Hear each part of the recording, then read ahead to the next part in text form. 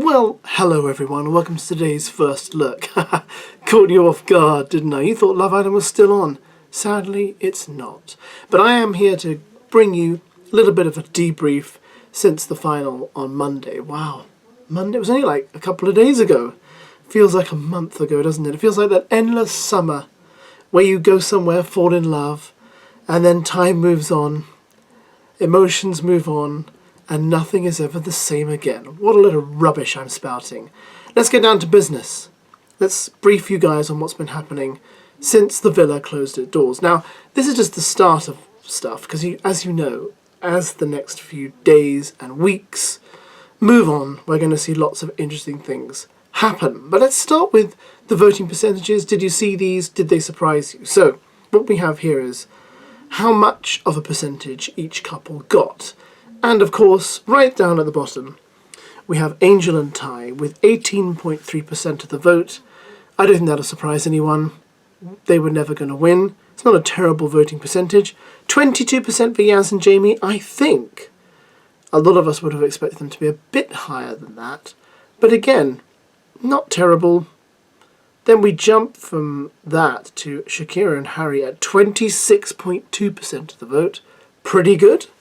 Pretty good, yeah, good. I think they'll be happy with that. And then finally our winners, Toni and Cash, with 33.5%. So really, Toni and Cash were quite far ahead of Shakira and Harry. I think the percentages are kind of what we would have expected. Is anyone surprised by this? I don't think so. Well done, Toni and Cash, for such a clear win. Now, on the subject of Toni and Cash, have you heard the rumours about the TONI Show? Yes, this has been circulating for a day or so, that apparently ITV bosses are interested in giving Toni her own show. This is what was reported. The Sun can reveal that Toni looks set to get an even bigger prize in the form of her very own spin-off reality show. The Las Vegas-based pool waitress looks set to be offered her very own fly-on-the-wall programme after impressing ITV bosses and winning over the hearts of the British public. Okay, so there's a bit of bump here. It says here Shakira and Yaz and Cash, of course, would feature, and her mum would also make appearances because Love Island fans have been loving Leslie on the show and on TikTok. Now, how do you feel about this? Because, as you know, spin-off shows can be a very mixed bag. Now, most recent memory of Love Island spin-off shows was, of course, Davide and Ekin-Su. They got their own spin-off show, didn't they? And I think in their spin-off show, they kind of travelled around Europe, met their relatives, and that was about it. The trouble was, I don't think anyone watched the show, guys. Even though they were really popular on Love Island, no one saw their spin-off show. I don't think anyone cared by the time it came on TV. And I think it was a real flash-in-the-pan thing. It kind of showed up, it was on, it disappeared, no one watched it. And after that, their stock kind of plummeted. So I'm not sure whether this is something people want. Is this something you would watch? Would you watch a spin-off show with Toni in Las Vegas? Because you'd just be watching her doing her job before Love Island. So I'm not sure if that's particularly interesting, unless it's like one of these amazing jobs where crazy stuff happens all the time. But I also don't think ITV, would they splash out money, a budget, to go and film a show like that in Las Vegas? When they are so tight on budget, clearly at the moment. I mean, even in Love Island we saw that. The lack of challenges. We had very few proper outside the villa challenges with elaborate sets. We got very little of that. We had, the last dates were all in the villa, all cooked in the villa. It was all rather cheap in places. So I'm wondering whether they'd have the budget to do this. Let me know if that's something you'd actually watch. I think Toni's very likeable. Don't get me wrong. She's a very likeable personality. Would I want to watch an entire series of Toni? I'm not sure. Unless, of course, it was Toni sitting on a conveyor belt in the airport as they took this photo, the four girls, when they landed. I mean, if it was just Toni going around on a conveyor belt, I'd watch that, because I have always wanted to go around on a conveyor belt at an airport, I've got to be honest with you. I'd love to ride around that thing with the luggage. I bet it's really fun. But there they are at the airport, looking quite fun and cute.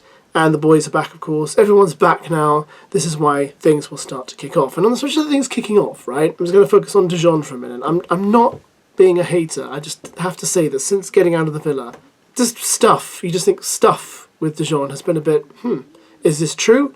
This could be fabricated. Firstly, Very strange video of his family at Box Park, Wembley. Now, I can't really work this video out.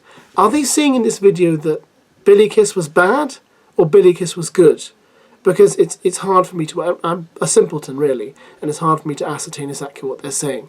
But this was apparently some event, Box Park, Wembley, where Dejon's family was there, and I think Meg's family might have been there. Maybe they were watching the final. I don't know. Have a look.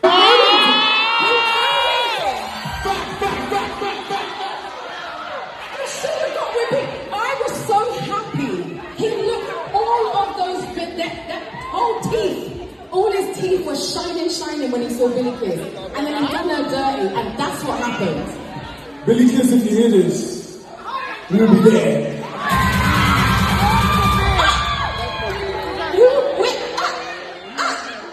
Wait a minute. Wait, we've got some opposing. Answers below, please, if you know what was going on in that video. We also had Dejon getting a bit of flack for a impromptu, apparently, knee kiss on Meg when Blue was filming. I'm not quite sure what the fuss is about this, but you can have a look at it if you want.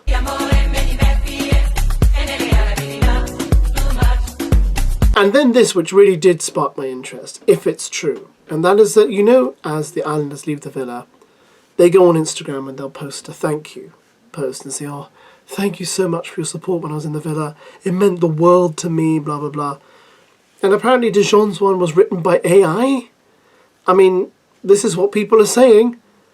And I thought to myself, why? You've only got to write a few lines. Why would you... Someone said under a post, oh, well, you know, Dejon doesn't seem like the kind of guy who'd have time to write a few lines of anything. And I thought, well, doesn't it take just as much time to feed all the information into AI and do it that way? To write 5 lines of thanks is surely no big deal, is it? But people are saying it was written by AI. I suppose lots of others could have been written by AI, but why write it by AI? I have absolutely no idea if it's true. Like I say, it could be completely wrong. But there you go, guys.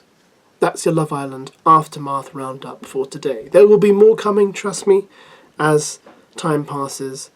And I'll be curious to know in the comments below who you think is going to stick it out for the longest. Now, normally, the winning couples tend to take a bit longer to break up than the couples who didn't win. So I would say, you know, those in the firing line would be the likes of Connor and Megan, Megan Dejon, of course. Those kind of couples are the ones who you think, okay, they might go first before we get the 4 final couples breaking up. Who do you think is likely to go first? I'm not celebrating this, by the way. This is just the way it happens. All right? Just the way it happens. So let me know your thoughts. I think it's going to be...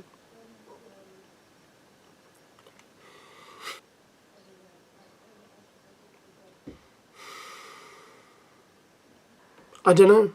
I honestly don't. Because even with the final 4, I'm like, will they last that long? Some of them could do a Will and Uma, a Dami and India.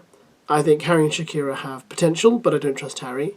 Cash and Tony, I'm not actually sure about them. I really like them as a couple, but I'm not sure they'll last. Ty and Angel, they could actually potentially last a very long time. Yaz and Jamie, I think the big problem was the children thing. I think if what Yasmin said is true and she really doesn't want children, and I mean really doesn't want children, then if he wants to have a family, he's not going to be able to have it with her. So, problem. Big problem. There we go. My thoughts. Thanks for listening. Thanks for watching. Write your comments below and we'll discuss. Goodbye.